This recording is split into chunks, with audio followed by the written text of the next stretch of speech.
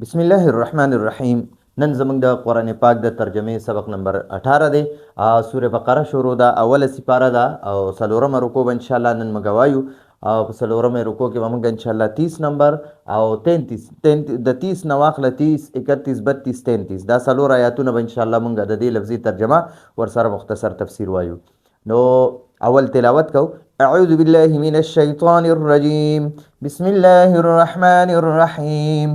وَإِذْ قَالَ رَبُّكَ لِلْمَلَائِكَةِ إِنِّي جَاعِلٌ فِي الْأَرْضِ خَلِيفَةً قَالُوا أَتَجْعَلُ فِيهَا مَن يُفْسِدُ فِيهَا وَيَسْفِكُ الدِّمَاءَ وَنَحْنُ نُسَبِّحُ بِحَمْدِكَ وَنُقَدِّسُ لَكَ قال إني أعلم ما لا تعلمون وعلم آدم الأسماء كلها ثم عرضهم على الملائكة فقال أنبئوني بأسماء هؤلاء إن كنتم صادقين قالوا سبحانك لا علم لنا إلا ما علمتنا إنك أنت العليم الحكيم قال يا آدم أنبئهم بأسمائهم فلما أنبأهم بأسمائهم قال ألم أقل لكم إني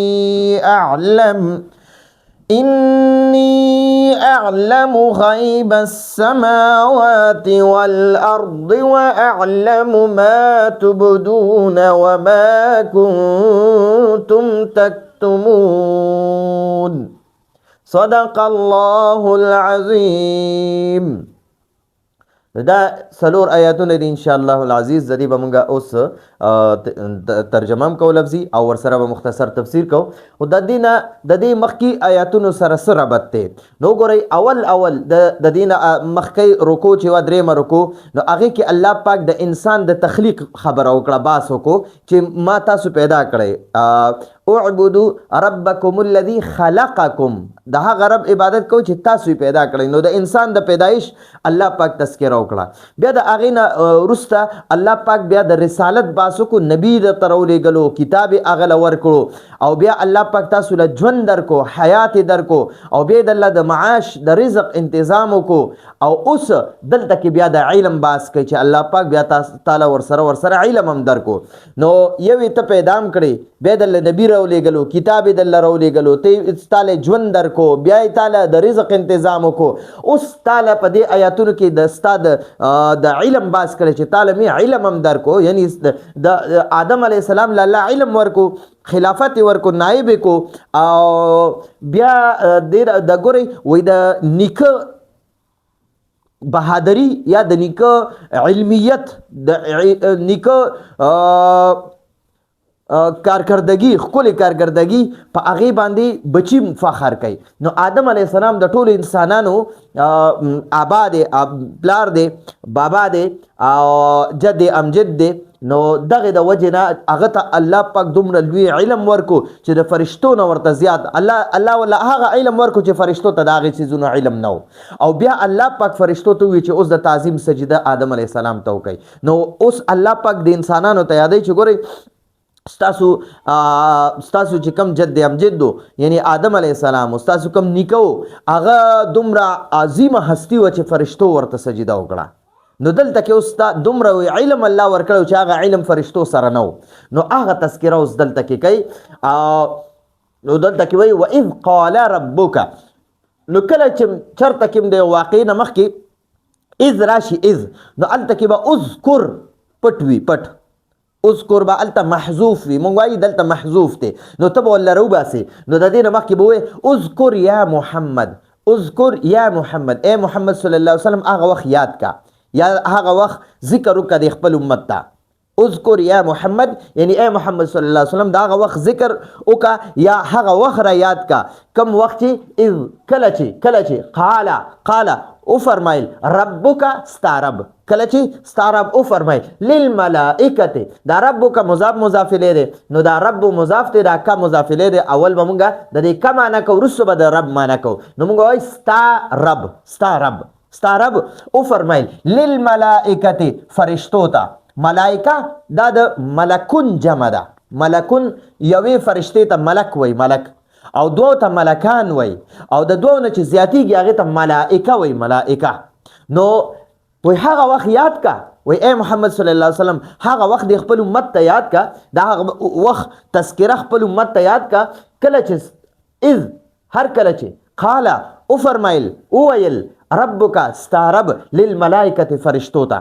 نو ملائکه د ملک جمع ده، ما تاسو ته وي د ملک جمع ده، ملک یوې فرشتې ته وایي، ملکان دوه ته وایي، ملائکه د دوه نه زیاتو ته وایي. نو الله پاک په اسمانونو کې ډېرې زیاتې فرشتې پیدا کړي دي، نو ملائکه جمع ورله راوړه، دې ته موږ وایو جمع مکسر. نو جمع مکسر دلته کې الله پاک بیان کړه دې لپاره چې فرشتې بې انتها زیاتې دي. نو دا دوه قسمه فرشتې دي، یو الله پاک زمکو کې پیدا کړي دي، یو الله په اسمانونو کې پیدا کړي دي. د زمکو دام الله د نور نه پیدا کړي، د اسمانونو دام الله د نور نه پیدا کړي. او حدیثو کې راځي دومره ډېرې فرشتې الله پاک پیدا کړي دي چې د اسمانونه هر وخت فریاد کوي د دې د کثرت د وجې نه، د دې د ډېروالي د وجې نه، د دې فرشتو د ډېروالي د وجې نه. نو او دا الله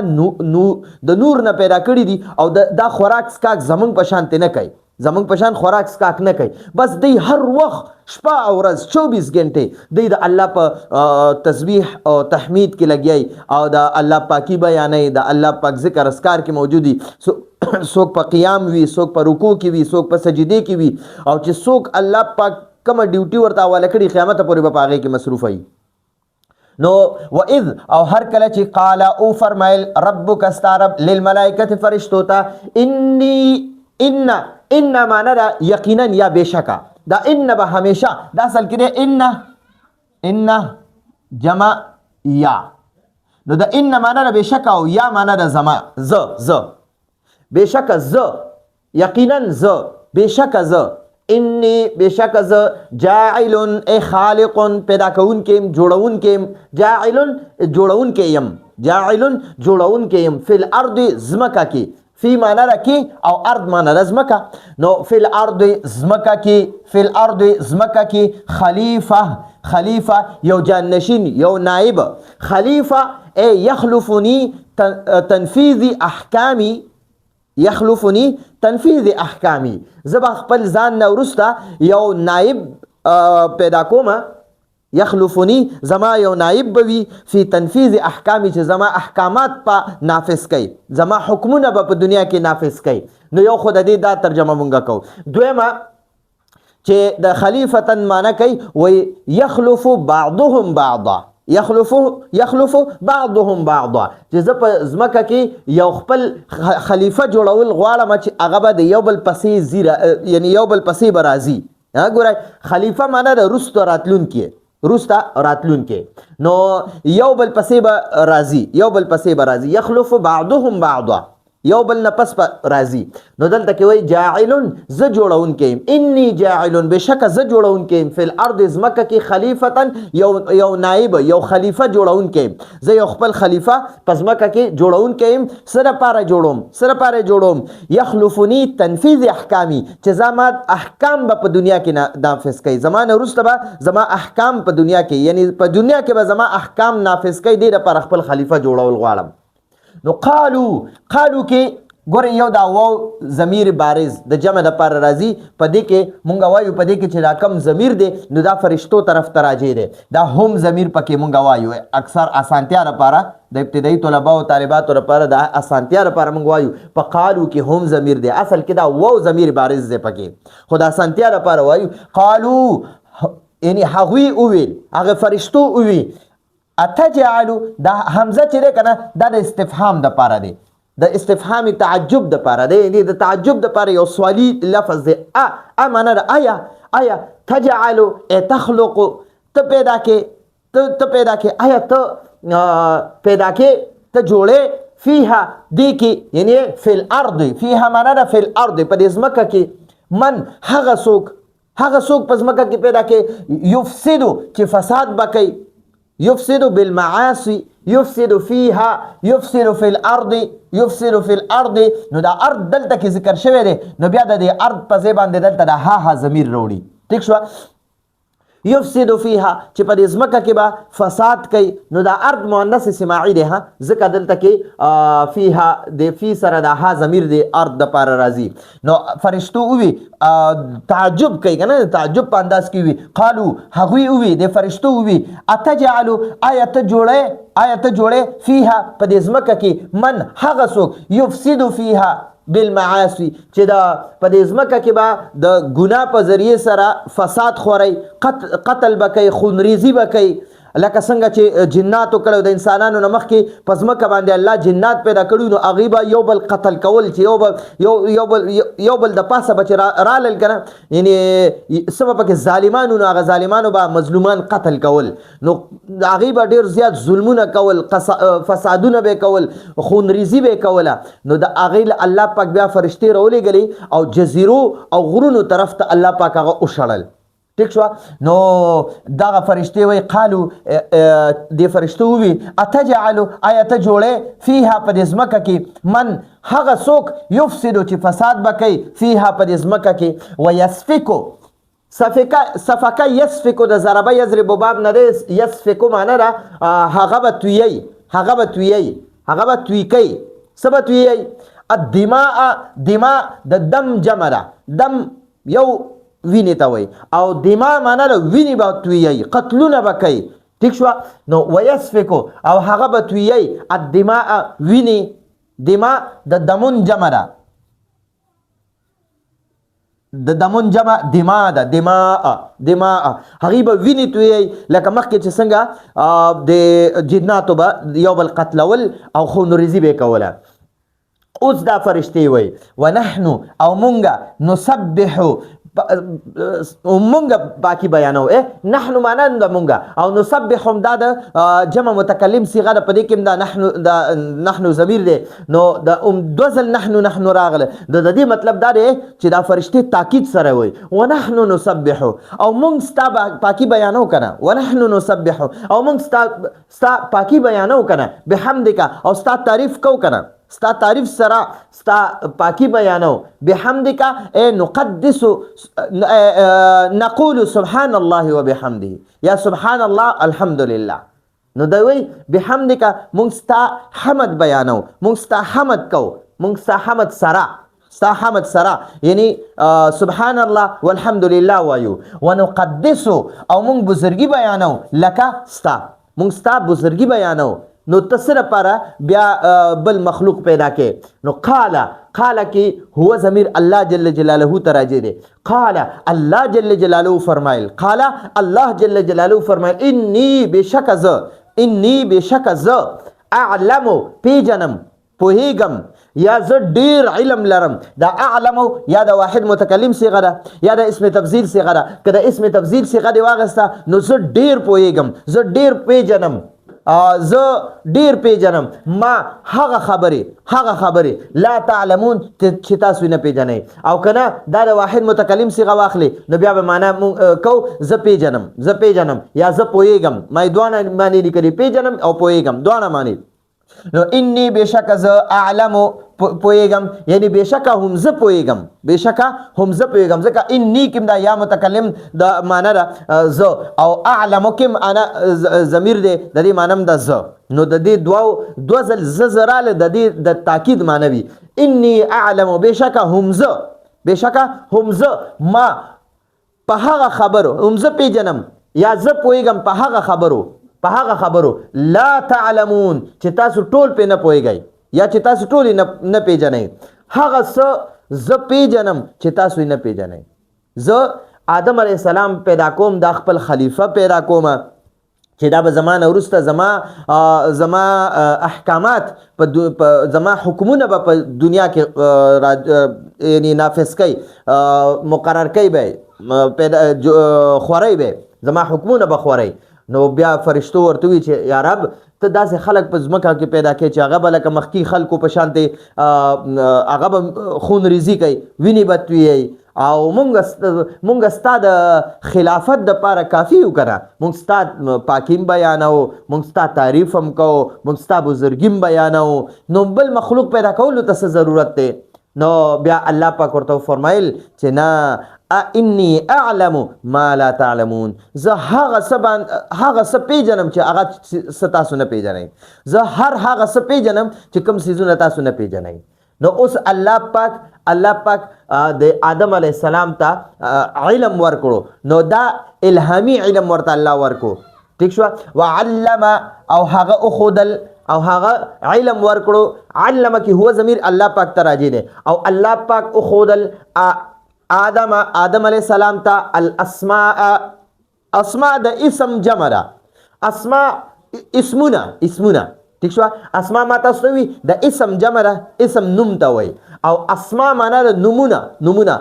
د هر څه نمونه ورته خود کلها هغه ټول یعنی د ټول سيزونو نمونه ورته خودل د ټول سيزونو نمونه الله جل جلاله د آدم علیہ السلام ته خودل یعنی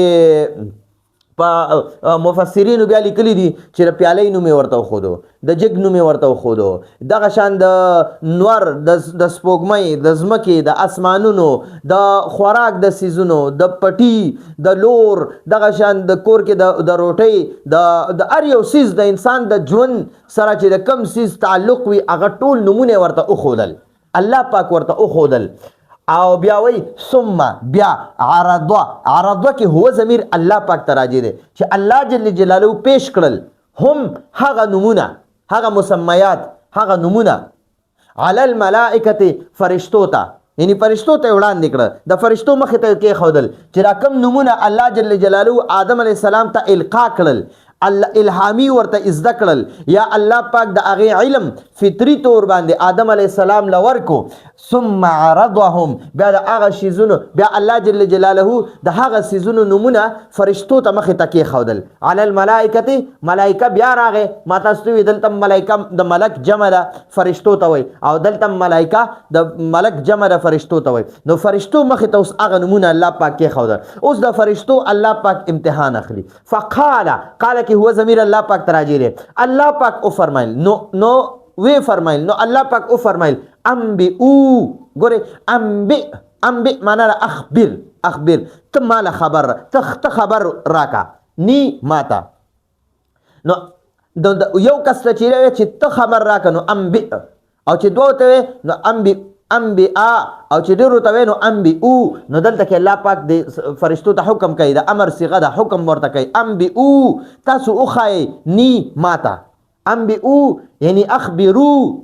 تاسو خبر راکړی نی ماتا خبر راکړی ماتا اوخای باسماء نمونه هؤلاء د دې سيزونو دا کم سيزونو علم دا کم سيزونو نمونه چې ما آدم علی السلام ته خود نو تاسو وایي چې دا آدم علی السلام م پیدا کوو پس مکه کې فساد کوي او مونږ ستا حمد و ثنا او بزرګي بیانو نو بل مخلوق پیدا کولو ته څه ضرورت دی نو آدم علی السلام زکه پیدا کوم چې هغه به دنیا ته ځي هغه خوراک سکاک کوي د هغه به ضروریاتي هغه ضروري سیزونه نمونه ورته وښودل نو او هغه به د دې ټولو سیزونو باوجود زما عبادت کوي تاسو خو صرف زما عبادت کوئ د نور سیزونو ضرورتونه درته نشته آدم علیه السلام دې لپاره پیدا کوم چې هغه سره د نور د ژوند د پورا ضروریات ورسره تړلیم دي او بیا به هغه د هغې باوجود هم زما عبادت کوي نو فقال الله پاک وفرمایل انبئوني ای اخبروني ماله خبر راکئ ما ته وښایئ باسماء نمونه اسماء د اسم جمع ده نمونه هؤلاء د دې سیزونو د کم سیزونو نمونه چې آدم علیه السلام ته الله پاک وښودل نو هغه سیزونه اوس د فرشتو نه الله امتحان اخلي چې تاسو ما ته وښایئ ان کنتم تاسو یې صادقین رښتونی خلق رښتونی مخلوق که تاسو رښتونی خالق نو دا صادقین دا د صادق جمع ده صادق جمع صادقین دی ٹھیک شو نو ډیر رښتونی دا فرشتي ډیری دي نو دوی لپاره صادقین لفظ استعمال شو یو فرشته نو بیا ورته صادق ورله استعمال شو خو دلته صادقین ورله استعمال شو صادقین ٹھیک شو نو که چېرته تاسو په خپله دعوه کې رښتونی یې چې خدای پاک موږ ستا تسبیح او تحمید او تقدیس کوو موږ ستا تحمید او تقدیس او تمحید کوو خدای ته دا انسان م پیدا کوه دا به ځمکه کې خونریزي کوي نو که چېرته تاسو په دې خپله خبره کې رښتونی یئ نو بیا ماته دا د دې څیزونو نومونه وښایه د کوم څیزونو نومونه چې آدم علیه السلام به ماته ښیي نو آدم علیه السلام ته الله پاک اول د دې څیزونو نومونه ښودلي وو قالو هغوی ووي قالو کې دا و ضمیر بارز دا د جمع ضمیر دی دا فرشتو ته راجع دی نو فرشتو ووي قالو هغه فرشتو ووي سبحانک نسبح سبحانک مونږ ستا پاکي بیانو مونږ ستا پاکي بیانو لا علم علم نشته هیڅ علم نشته لنا مونږ ته هیڅ پته نشته مونږ ته هیڅ علم نشته الا مگر هغه علم راته شته ما کوم چې علمت معنا تا وښود نه مونږ ته نو علمت نه چې کوم علم تا مونږ ته وښود بس مونږ ته صرف د هغه څیزونو پته شته نور ته پاکې په خپل هر یو څیز باندې هم ته پوهېږې مونږ ته د هېڅ پته نشته انک انت بېشکه هم ته انک کې دا ان معنی ده بېشکه او د دې کاپ معنی هم ده ته او انت معنی هم ده ته ٹھیک شو نو دو ځل د کاپ د خطاب ضمیر راغی نو د دې نه به مونږ دا د تاکید دپاره نو دې نه بیا به داسې وایو انک انت بېشکه هم ته العلیم ډېر پوهی الحکیم ډېر حکمت والا یې ته ډېر پوهی ستا د علم نه هېڅ څیز یعنی تا ته د هر یو څیز پته شته او د هر یو څیز د حکمت هم تا ته پته شته الذي لا يخرج شيء من علمه وحكمته الله هغه ذات ته چې الذي لا يخرج شيء چې د هغه من علمه د هغه د علم نه هیڅ څیز هم بهر نشته د هر یو څیز علم الله پاک ته شته که هغه په ځمکه کې دننه دي که هغه د ځمکې د پاسه دي که هغه په اسمانونو کې وي که هغه په سمندرونو کې وي که هغه په ځنګلونو کې وي د هر یو څیز علم الله ته دی هر یو څیز نه الله خبردار دی او نو علیم معنا ډیر پوهه دی په هر یو څیز ډیر پوهه دی او حکیم معنا ډیر حکمت والا دی هر یو څیز یو خپل حکمت دی هر یو څیز الله د کم څیز دپاره پیدا کړی هر یو څیز الله د یو فایدې دپاره پیدا کړی وي نو الله پاک ډیر پوهه او ډیر حکمت والا ذات دی نو دا علیم هم صفت مشبه ده د ډیروالي معنی ده پکې او حکیم هم صفت مشبه ده د ډیروالي معنی ده پکې قال اوس الله پاک او فرمای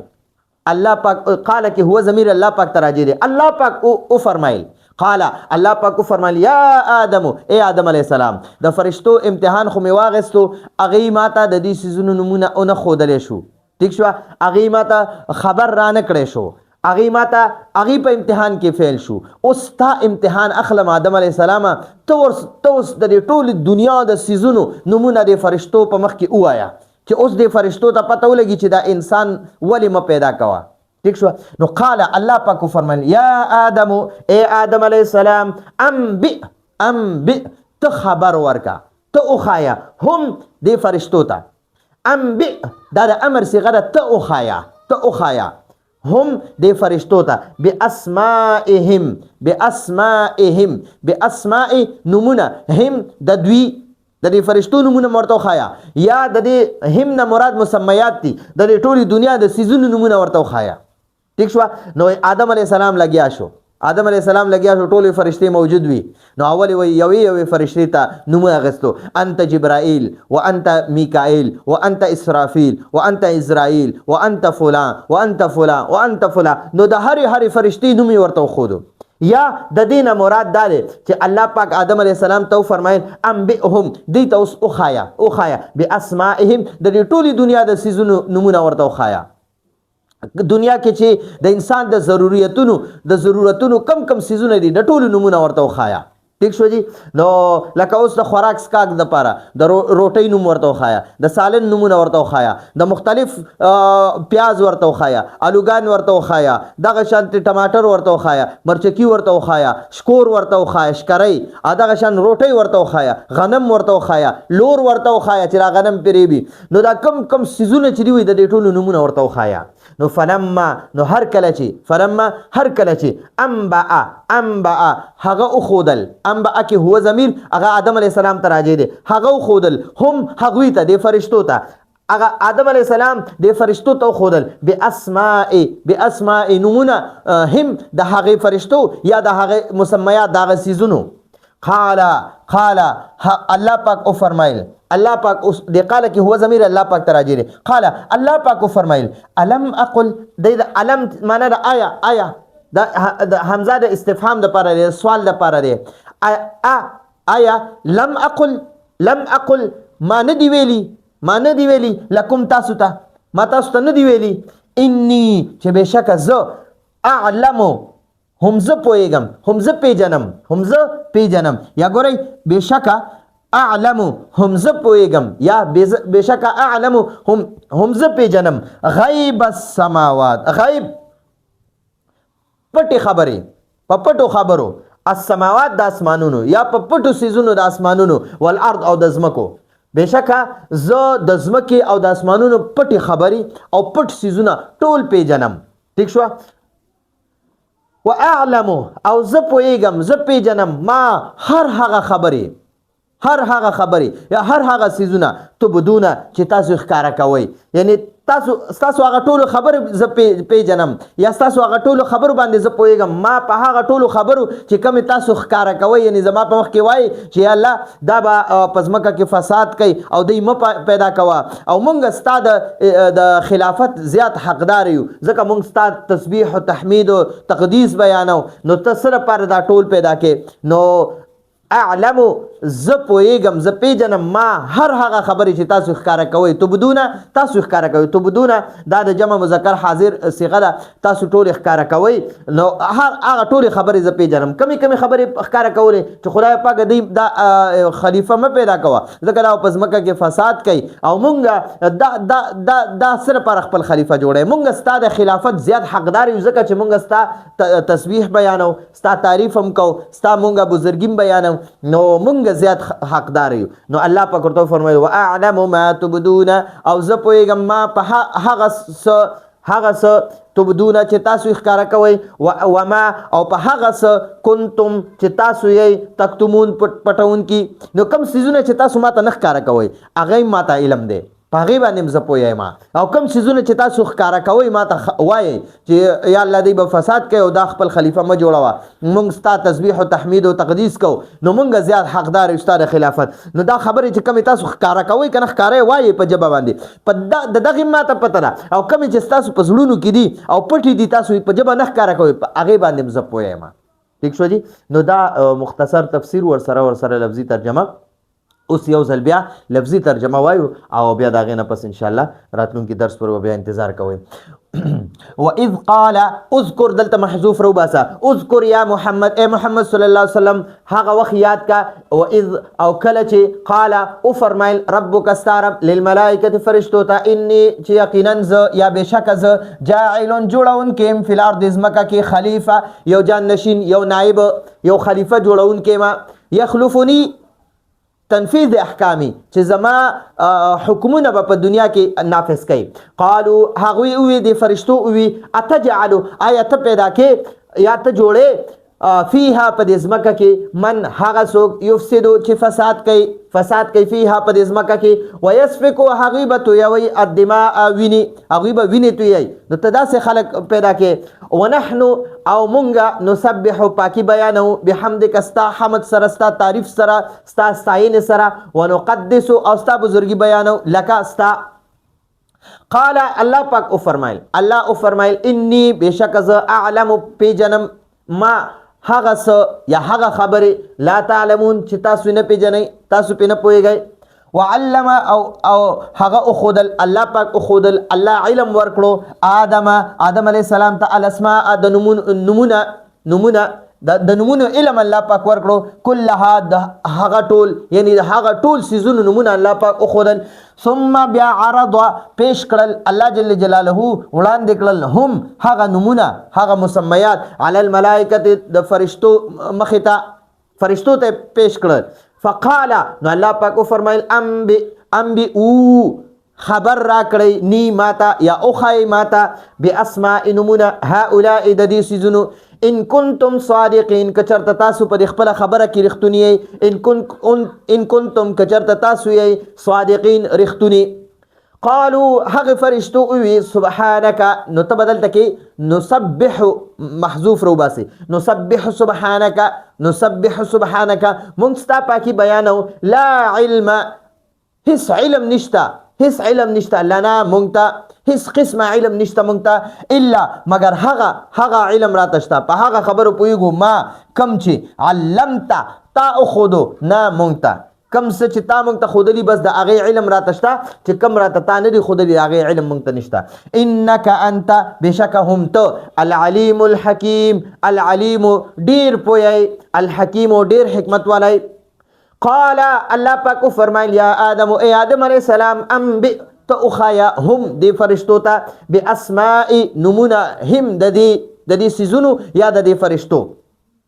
فلما نو هر کله چې انبأ اخذل آدم علیہ السلام اخذل هم هغوی ته باسماء نمونه هم د هغه سيزونو یا د دغه فرشتو قال الله پاک فرمایل هغه فرمایل یعنی الله پاک فرمایل